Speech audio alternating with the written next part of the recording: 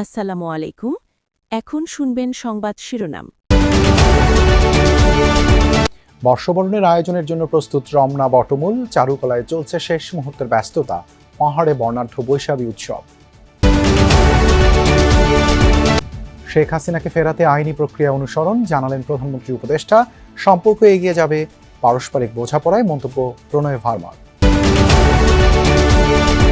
জুলাই অভ্যুত্থানের বিপরীতে অবস্থান নিয়ে সরকার পার পাবে না, হুঁশিয়ারি জামায়াত আমিরের। জনগণকে আন্দোলনের প্রস্তুতি নেয়ার আহ্বান। পাম্পে হজবরল অবস্থা, তেলের অপেক্ষায় লন্ডভন্ড দৈনন্দিন রুটিন, ফুয়েল পাস নিয়ে উল্টো বিড়ম্বনায় চালক মালিকরা। এখন শুনবেন বিস্তারিত। রাত পোহালেই নতুন ভোরে নতুন আশা নিয়ে বাংলা নববর্ষ দুয়ারে। প্রাণের এই উৎসবকে রঙিন করতে চলছে শেষ মুহূর্তের প্রস্তুতি। রমনা বটমূলে শেষ দিনের অনুশীলন করেছেন ছায়ানটের শিল্পী, কলাকুশলীরা। নববর্ষের প্রাক্কালে দেশবাসীকে শুভেচ্ছা জানিয়েছেন প্রধানমন্ত্রী তারেক রহমান। বৈশাখী আয়োজন নির্বিঘ্ন করতে স্তরভিত্তিক নিরাপত্তা বলয় সাজিয়েছে আইনশৃঙ্খলা রক্ষা বাহিনী। বন্ধ থাকবে মেট্রো রেলের শাহবাগ ও ঢাকা বিশ্ববিদ্যালয় স্টেশন। নিশীথ রাত্রি, সম্মুখে গভীর তিমির, পথ নাই, আলো নাই, তবু সত্য হলো ভোর আসে আসে নববর্ষ। জীর্ণ সলিলতা ছিঁড়ে নতুনের প্রত্যাশায় রমনা বটমূলে ছায়ানটের শিল্পীদের দিনভর অনুশীলন। 1433 বাংলা সনের প্রথম সূর্যোদয়ের সঙ্গে মঙ্গলের বারতা নিয়ে শুরু হবে এবারের বৈশাখের মূল আয়োজন। ছায়ানটের আশা, এই আয়োজনে লক্ষাধিক মানুষের সমাগম ঘটবে। তাদের সামনে নির্ভয়ে সব ধরনের গান গাইতে চান তারা, চান আবহমান বাংলার ঐতিহ্যকে সমুন্নত রাখতে। প্রতিবারের মতো এবারও নিরাপত্তার চাদরে থাকবে বৈশাখের উৎসব। তাই তো নিরাপত্তার কোনো খামতি রাখতে চায় না আইনশৃঙ্খলা রক্ষায় নিয়োজিত সংস্থাগুলো। সকালে রমনা বটমূলের নিরাপত্তা নিশ্চিতে নানা কার্যক্রম পরিচালনা করে র্যাব। প্রযুক্তি ডগ স্কোয়াড নিয়ে মহড়া দেয় সংস্থাটি। বাহিনী প্রধান জানান, নিরাপত্তার প্রশ্নে কোনো ছাড় দেবে না র্যাব। নিরাপত্তা ব্যবস্থার পাশাপাশি রমনা বটমূলে ছায়ানটের বৈশাখের মূল আয়োজন ঘিরে চলছে কলাকুশলী ও শিল্পীদের শেষ দিকের প্রস্তুতি। নিরাপত্তা ব্যবস্থার পাশাপাশি রমনা বটমূলে ছায়ানটের বৈশাখের মূল আয়োজন ঘিরে চলছে কলাকুশলী ও শিল্পীদের শেষ দিকের প্রস্তুতি। ঢাকা বিশ্ববিদ্যালয়ে চালুকলায় চলছে বৈশাখী শোভাযাত্রা শেষ মুহূর্তের প্রস্তুতি। এই কর্মযজ্ঞ দেখতে অনেকেই পরিবারের সদস্যদের নিয়ে হাজির হচ্ছেন সেখানে। নববর্ষের ঐকতান, গণতন্ত্রের পুনরুত্থান প্রতিবাদে এবারে শোভাযাত্রা শুরু হবে সকাল 9:30টায়। শোভাযাত্রার মূল কাঠামোর মধ্যে আছে ট্যাপা পুতুল। মোরগের পেছনে সূর্যের কাঠামো দিয়ে গ্রামীণ সকালের চিত্র ফুটিয়ে তোলা হচ্ছে।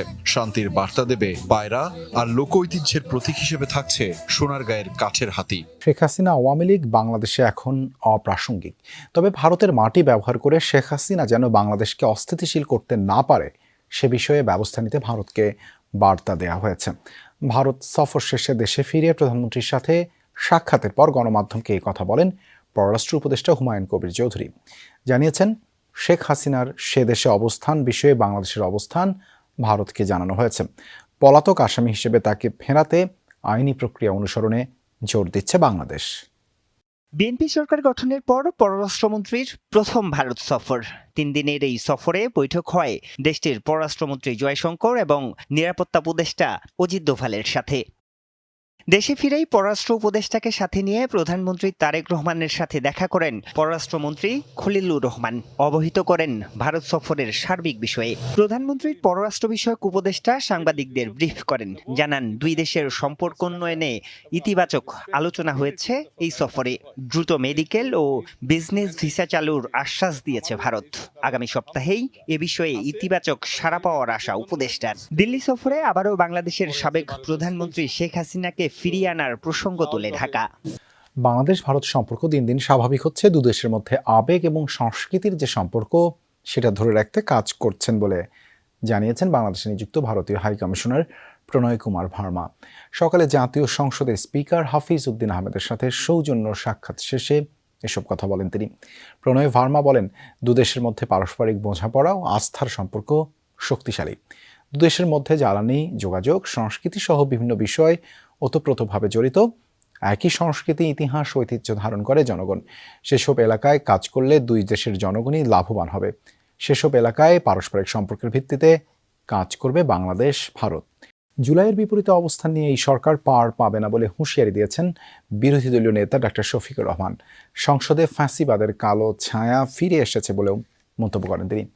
গণভোটের রায় বাস্তবায়ন 11 দলীয় ঐক্যের চলমান আন্দোলন আরও বৃহৎ রূপ লাভ করবে বলেও হুঁশিয়ারি দেন ডাক্তার শফিকুর।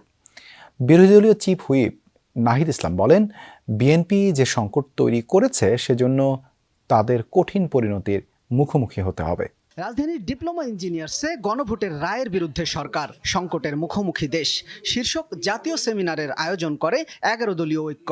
সেমিনারে বিভিন্ন শ্রেণী পেশার মানুষের সঙ্গে উপস্থিত ছিলেন বিরোধী দলীয় নেতা ডাক্তার শফিকুর রহমান ও বিরোধী দলীয় চিফ হুইপ নাহিদ ইসলাম। সংসদে ফ্যাসিবাদের কালো ছায়া ফিরে এসেছে অভিযোগ করেন জামাত আমির। জুলাইয়ের বিপরীতে অবস্থান নিয়ে এই সরকার কোনোভাবেই পার পাবে না বলে হুঁশিয়ারি দেন তিনি। জনগণকে আওয়াজ তুলে আন্দোলনের প্রস্তুতি নেয়ার নির্দেশ দেন ডাক্তার শফিকুর রহমান। ভোগান্তি কমাতে কাজে আসছে না সরকারের ফুয়েল পাস ব্যবস্থা, উল্টো ফুয়েল পাস নিয়ে পাম্পে গিয়ে আরও ভোগান্তিতে পড়ছেন কেউ কেউ। এদিকে রিফুয়েলিং স্টেশনগুলো চাহিদার তুলনায় কম তেল পাচ্ছে, অন্যদিকে অনেকেই অতিরিক্ত তেল নিচ্ছেন জানে। অভিযোগ আছে তেল মজুদেরও। এমন হজ বা বড়ল অবস্থায় দীর্ঘ হচ্ছে জ্বালানি নেয়ার লাইন, বাড়ছে ভোগান্তি। ফুয়েল পাস আছে, তারপরেও 7 ঘন্টার ভোগান্তি। শেষমেশ ফিলিং স্টেশনে তেলের নজলের দেখা মিললেও মিলছে না ফুয়েল পাসের ভেরিফিকেশন। সার্ভার আউট হচ্ছে না, এটা হচ্ছে না। শেষ চৈত্রের রোদে পুড়ে এমন বিপত্তি, ক্ষুধা তেষ্টায় ওষ্ঠাগত চালকদের প্রাণ। অথচ রবিবার থেকেই রাজধানীর 7টি পাম্পে ফুয়েল পাস কার্যক্রম চালু করার কথা থাকলেও সোমবার দিনভর 3টি পাম্প এসেছে ফুয়েল পাসের আওতায়, আর 3টিতেই প্রায় অকার্যকর এই ব্যবস্থা। এ অবস্থায় বিজয় সরণি ট্রাস্ট ফিলিং স্টেশনের লাইন মহাখালী পর্যন্ত, আসাদগেটের তালুকদারের লাইনের শেষ খুঁজে পাওয়াই দুরূহ। ঘুরে দেখা গেছে সরকারের দাবির সাথে মিলছে না মাঠের বাস্তবতা। তেল নেই, তাই ভর দুপুরেও বন্ধ অনেক স্টেশন। পাম্প সংশ্লিষ্টরাও আছেন বিপাকে। তেল না পেয়ে গ্রাহকদের রোষানলের শিকার হচ্ছেন তারা। এদিকে পর্যাপ্ত পরিমাণ তেল থাকা সত্ত্বেও পুনরায় তেল নিচ্ছেন অনেকেই, যা রোধ করা গেলে দুর্ভোগ কমবে অনেকটাই দাবি সংশ্লিষ্টদের। সেই সাথে ফুয়েল পাসকে কার্যকর করে বাইক সহ সব গাড়ির জন্য বাধ্যতামূলক ব্যবহার করার তাগিদ তাদের। দেশে 2 মাসের মজুদ থাকলে $10 এলএনজি স্পট মার্কেট থেকে $20 কিনতে হতো না, সংকট কাটানো যেত, এমন মন্তব্য করেছেন বাণিজ্যমন্ত্রী Khandaker Abdul Muktadir. Dhaka chamber of commerce and ইন্ডাস্ট্রির প্রাক বাজেট আলোচনায় তিনি আশ্বস্ত করেন, আগামী বাজেটে ব্যবসায়ীদের উপর বাড়তি করের খড়গ আসবে না। অনুষ্ঠানে ব্যবসা বান্ধব পরিবেশ নিশ্চিতের দাবি তুলে ধরে সংগঠনটি। জ্বালানি তেলের জন্য দীর্ঘ লাইন এখন পরিচিত দৃশ্য। এই ভোগান্তি দৃশ্যমান, তবে খালি চোখে দেখা না গেলেও এর স্পষ্ট প্রভাব পড়েছে উৎপাদন খাতে। অন্যদিকে 1.5 দশকের অনিয়ম দুর্নীতির কারণে ক্ষতবিক্ষত আর্থিক খাত, আসছে না কাঙ্ক্ষিত বিনিয়োগ।